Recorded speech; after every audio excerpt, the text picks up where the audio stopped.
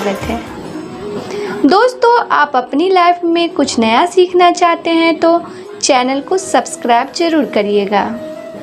दोस्तों, आज के इस वीडियो में हम आपको बताएंगे कि नवरात्रि में क्या खाना चाहिए, क्या नहीं खाना चाहिए, और नवरात्रि में अगर आप व्रत रखते हैं तो क्या खाने से व्रत टूट सकता है। नवरात्रि का 9 दिवसीय शुभ त्यौहार शुरू हो चुका है। दोस्तों, देश भर में भक्त जो है इस त्यौहार की तैयारियों में डूबे हुए हैं। शारदीय नवरात्रि का आमतौर पर हिंदू कैलेंडर महीने के आश्विन माह के शुक्ल पक्ष को मनाई जाती है, जो सितंबर या अक्टूबर को ग्रेगोरियन महीने में आती है। इस साल शारदीय नवरात्रि पितृपक्ष के बाद 15 अक्टूबर को शुरू होगी और 24 अक्टूबर को महानवीय के उत्सव के साथ समाप्त होगी। इन दिनों में माँ देवी दुर्गा के 9 अलग अलग अवतारों की पूजा करने से लेकर 9 दिन के व्रत रखने तक भक्त देवी का आशीर्वाद पाने के लिए कई अनुष्ठान करते हैं। व्रत रखते समय भक्तों को अपने द्वारा खाए जाने वाले खाद्य पदार्थों का खास ख्याल रखना पड़ता है, क्योंकि इन 9 दिनों में कई नियम होते हैं जिनका पालन करना चाहिए। खास तौर से खाने पीने पर कई ऐसे फूड आइटम्स हैं जिनका सेवन नवरात्रि के दौरान नहीं करना चाहिए। दोस्तों, नवरात्रि साल में 2 बार आती है, पहली चैत्र नवरात्रि और दूसरी शारदीय नवरात्रि। आज यानी कि 15 अक्टूबर शारदीय नवरात्रि शुरू होने वाली है। देवी के भक्त साल भर में इस त्यौहार का बेसब्री से इंतजार करते हैं।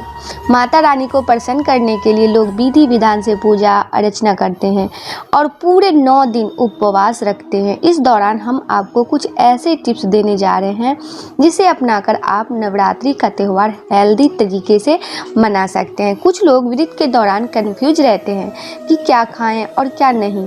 दोस्तों, अगर आप नवरात्रि के 9 दिनों का व्रत रख रहे हैं तो आपको आस्था के साथ आपकी सेहत का भी ख्याल रखना चाहिए।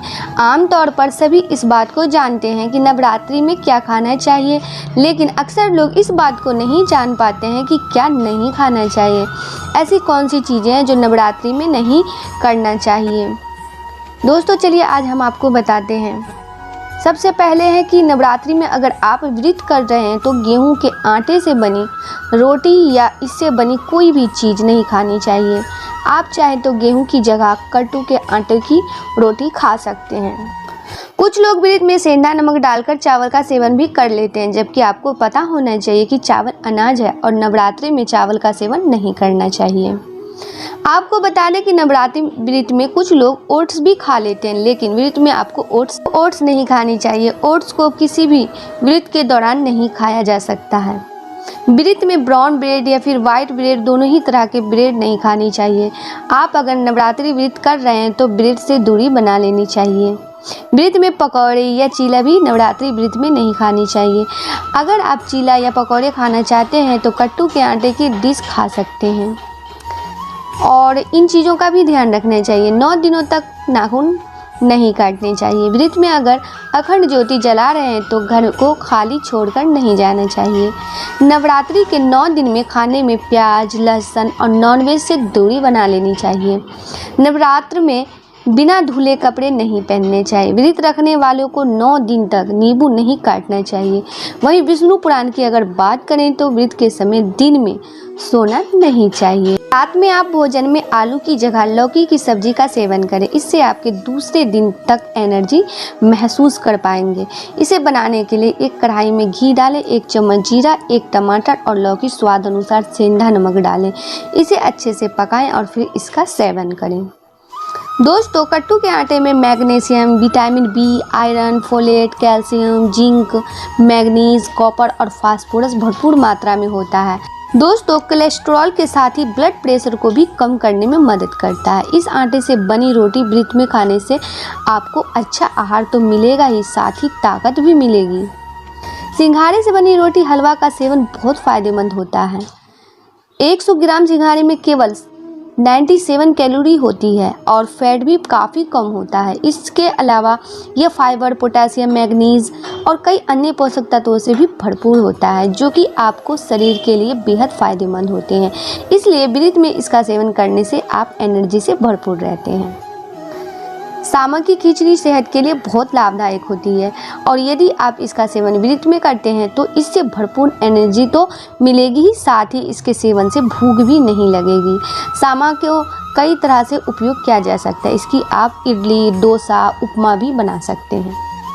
रामदाना के लड्डू का सेवन व्रत में किया जाता है। इसके लड्डू और बर्फी की तरह उपयोग में लाया जा सकता है। इसमें आप शक्कर की जगह गुड़ का उपयोग करेंगे तो और भी ज़्यादा स्वादिष्ट लगेगा।